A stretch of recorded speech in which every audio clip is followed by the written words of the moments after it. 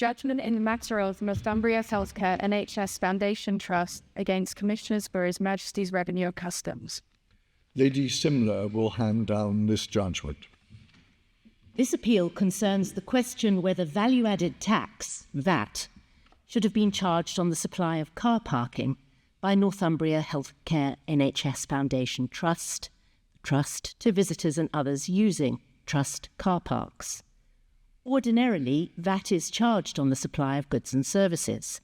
However, Article 13 of the Principal VAT Directive and Section 41A of the Value-Added Tax Act 1994 provide for an exception for public bodies when they're acting as public authorities in making the supply. There are two conditions that must be fulfilled in order to qualify for that exception. The first is that the body must act as a public authority by acting under a special legal regime. There is a special legal regime either when the public body is required by law to carry out the activity in a certain way, which doesn't apply to a private operator, or when the public authority is using a specific public law power in order to carry out the activity.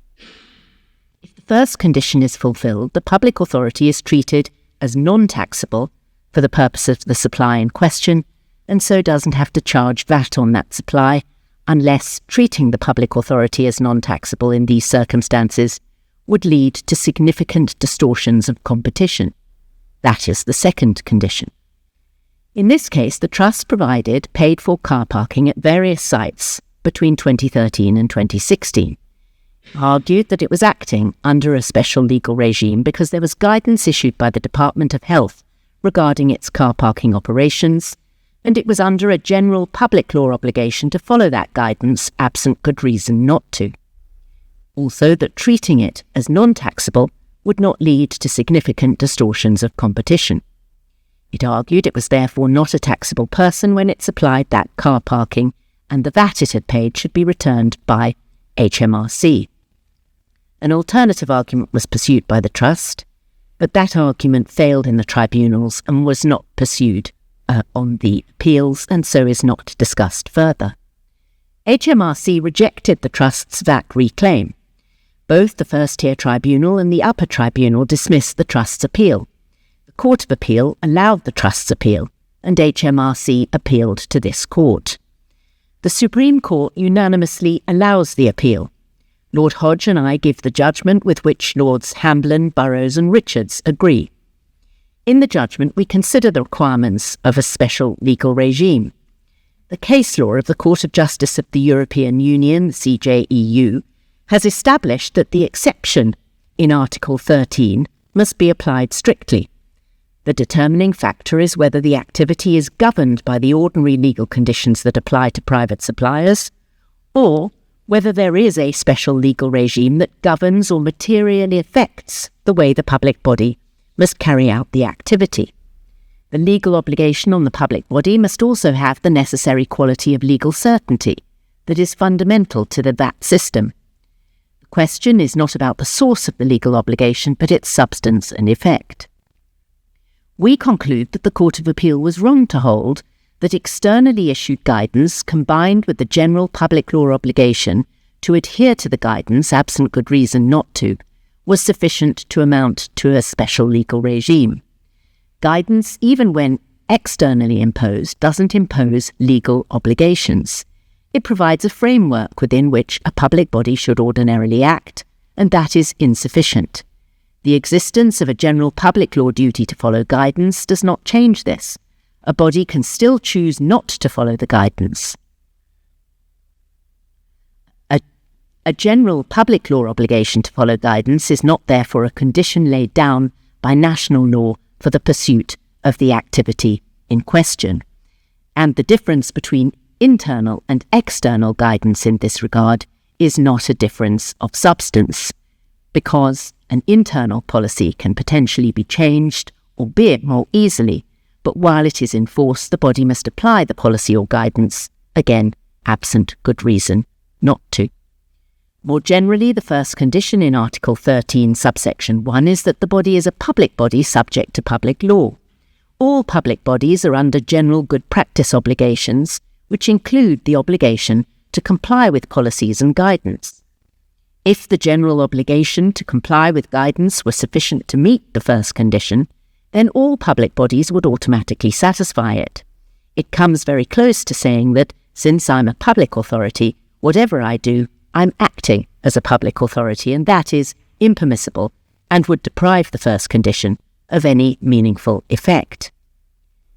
For these reasons, we consider that the Court of Appeal was wrong to identify a special legal regime in the circumstances of this case. As already stated, the second condition in Article 13, that must also be fulfilled in order to qualify for the exception relied on by the Trust, requires that the public body's treatment as non-taxable wouldn't lead to significant distortions of competition.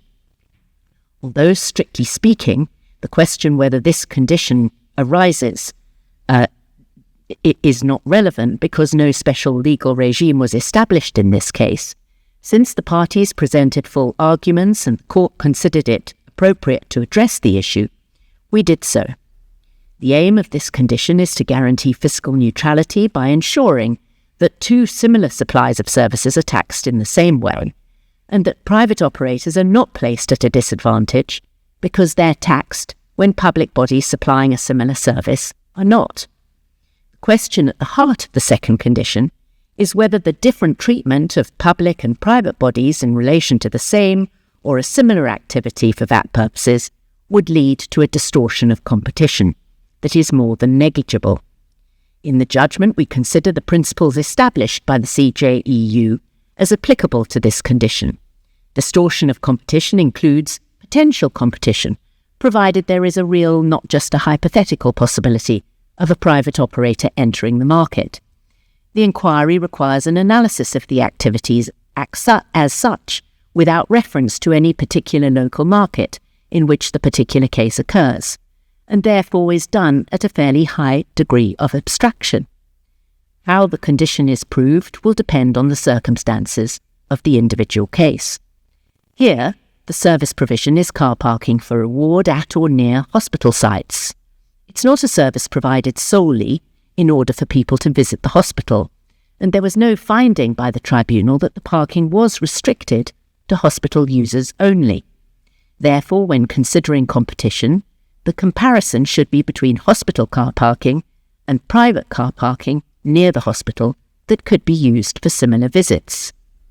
The first-tier tribunal concluded that there was actual competition between the Trust's car parks and parking provided by private operators in or near hospitals. It held that to treat the Trust as non-taxable would lead to actual or potential distortions of competition which were more than negligible. The upper tribunal agreed. The Court of Appeal acknowledged that the Trust participated in the market and that there was actual competition between its car parks and parking provided by private operators. The Court of Appeal also agreed that there was significantly greater demand for car parking than was available in those Trust car parks. Nonetheless, the Court of Appeal held that the evidence and analysis in the case did not support the finding that non-taxation of hospital car parking would significantly distort competition. In the judgment, we explain why we disagree with that conclusion. As a matter of simple economics, great unmet demand for car parking near a hospital should attract private car park operators. Such potential incomers into the market could offer parking to all those prepared to pay for it, including hospital visitors. They could do so by setting up a car park near the hospital.